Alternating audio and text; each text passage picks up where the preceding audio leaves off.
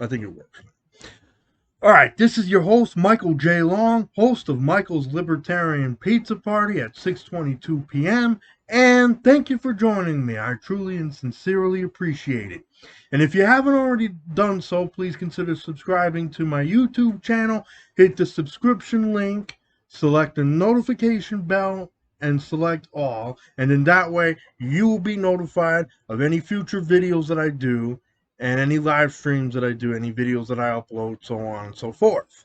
So please consider subscribing today. And if you would like to become a member of the channel, please click the join button and go from there. And that way you'll get access to the special Michael membership or the premium Michael. I think the special Michael is $4 and the premium Michael is $10.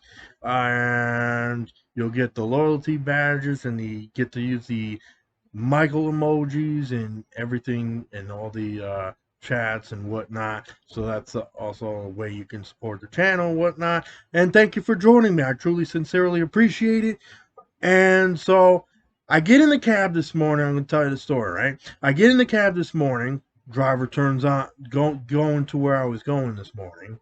Driver turns on the radio, and it's no surprise that it's the Glenn Beck radio program, right? So I guess I was sitting in the back seat, and Glenn Beck, this caller calls in and goes, "Oh, we should have our and this was pertaining to Afghanistan, right? And the whole withdrawal of the U.S. military from Afghanistan, rigmarole, whatnot." So I'm gonna make it. So this is gonna be the Afghan Fiasco Part 2, right? So, anyways, so the caller calls Glenn and he goes, "Well, we should have our military all over the world to circumvent and prevent terror attacks and circumvent and prevent any hostilities towards us." It's in Glenn Beck's basically agreeing with him. And it's like, what the fuck are you talking about, right? Like, come on. The United States, most of the people in this country, not me, but most of the people in this country are armed. So there is no way that any country of any foreign country for that matter is going to come in with their military and try to take over our country. Because number one, we have the strongest, most powerful military in the world, which should be utilized for defensive purposes only. And number two, most of our civilian population is armed. Most of our police officers are armed. There's no way that any country is going to try to come and try to overwhelm our military and take over a country. That's not going to happen. That's wishful thinking if you think that.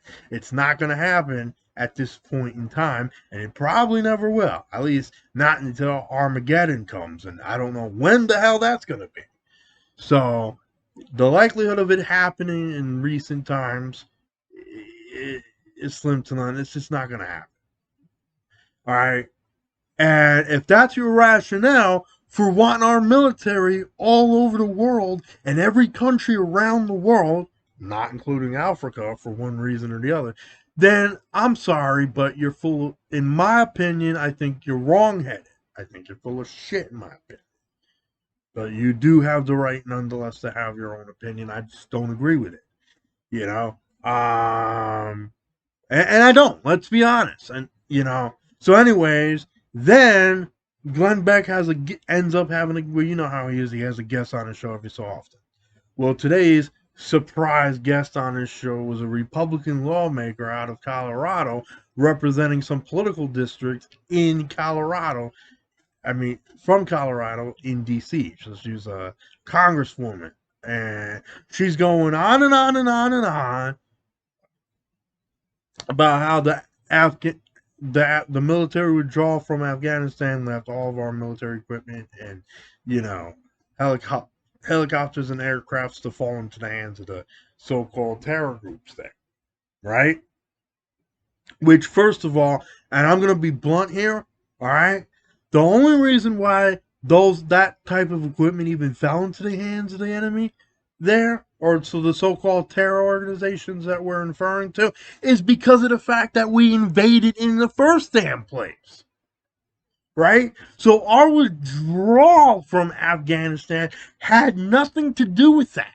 And yet the Republicans, they're getting so more and more radicalized over the years that basically their mantra is that us withdrawing from Afghanistan resulted in that. No, it didn't.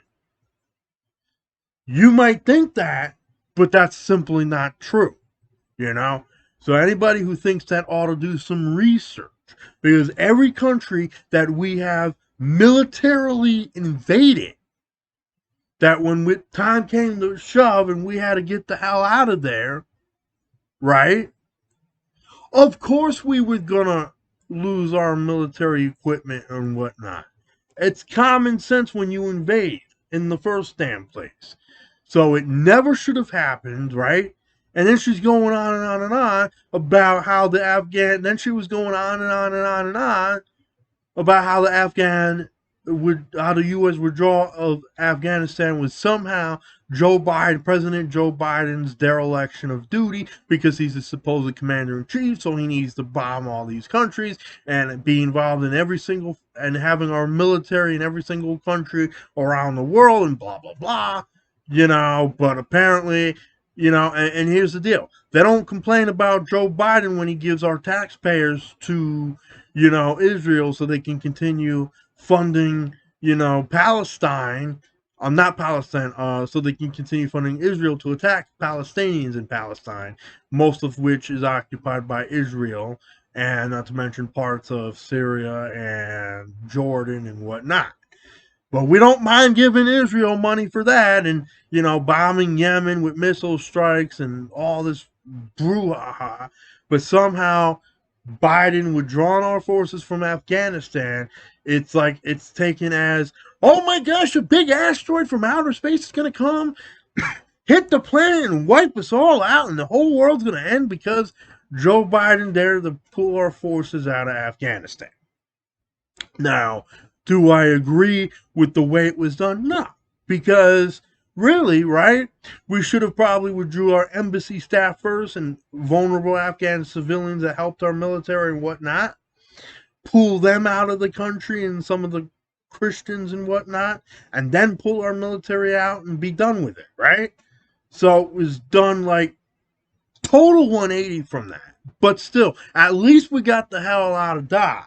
We didn't need to be in Afghanistan, and the attacks on 9/11 were not caused by people from Afghanistan. They were caused by people from Saudi Arabia. And I'm not saying that everybody from Saudi Arabia is bad, right? But it certainly wasn't done by Afghan nationals at the time. It was done by Saudi Arabian nationals, meaning that it was Saudi Arabian nationals under the command of Osama bin Laden, who was hiding out in Afghanistan, who commenced the attack ordered by Osama, right? And I wouldn't be surprised if our military aided and embedded that attack. But, either way, it was the utilizational excuse for why we went into Afghanistan in the first place. Right, but never mind that we were involved in the Persian Gulf Wars, with dealing with Iraq from, Kuwait and whatnot, which we had no business even being in the region for.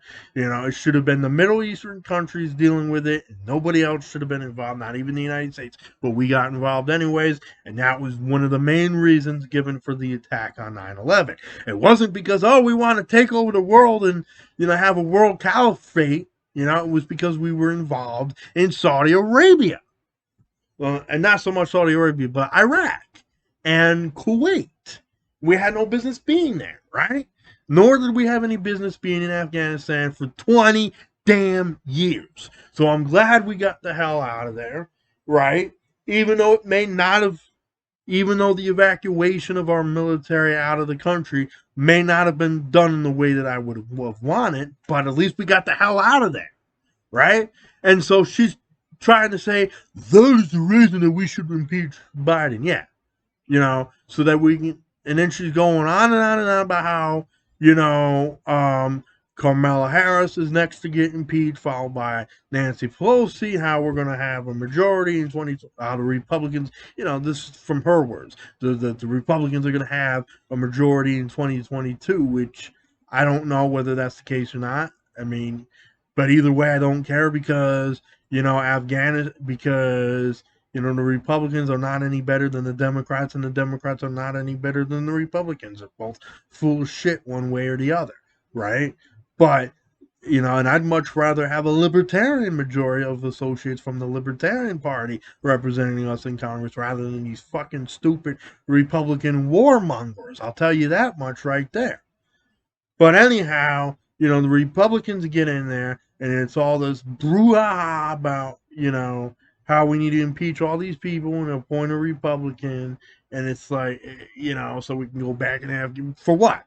So we can go back in Afghanistan and make more enemies and continue to bomb all these other fucking countries and shit. Sorry about the profanity, but still, it's the principle behind why they're doing this stuff. Now, to be clear, the Constitution does stipulate that you can impeach the president, that Congress can impeach the president for high crimes and misdemeanors. The trouble is, whenever our presidents go to war, they never want to impeach them for that. But it's always when they want to withdraw. Oh my God, we got to impeach the president. And that's like half. It's backwards. It's like, good morning, mommy and daddy. It's opposite day. So,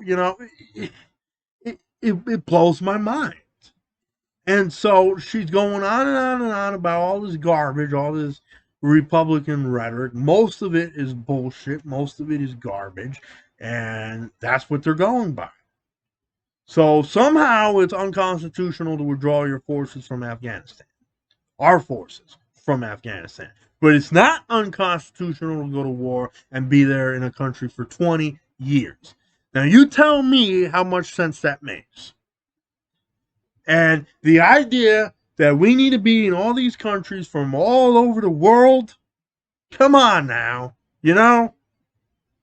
we have military all over the world, in every country around the world, including Europe, including Asia, right? And I think it's high time we bring the troops home, right? Now, I would say Biden should also pull the troops out of Iraq and, Europe and Asia and just bring the military home. But at least pulling out of Afghanistan is a step in the right direction. And whether good or for bad, and this is probably going to be his legacy, but I think that's what we should have done a long time ago, was bring our forces out of Afghanistan. And we should also bring them out of Iraq and, all these other countries that they don't even need to be in. So with that said,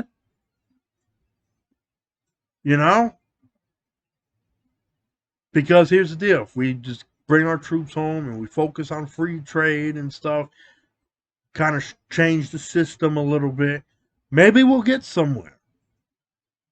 But Republicans are not interested in that. And I assure you, neither are the Democrats. But neither are the Democrats. I don't agree with their socialistic, liberal, agenda, and having bigger and bigger government, But the Republicans have been just as much in support of big government as much as the Democrats are. And the fact that we have to have our military all over the world is an extension of that. So, and yet the Republican Party, the people we're electing as Republicans, and the radicalization of the GOP, I think it's a bunch of garbage, in my opinion. And, I don't agree with being in war, especially when we've not been attacked and when being in a country for 20, 30, 40 years isn't by any country, especially, in recent years that I can think of since 20 years ago, right? So, yeah, I just think it's a bunch of garbage, but that's what they're going to go by is, we need to be involved in all these countries. And we don't. We don't need to have our military all over the world. So anyways, with that said, this is your host, Michael J. Long, host of Michaels Libertarian Pizza Party. And thank you for joining me. I truly and sincerely appreciate it.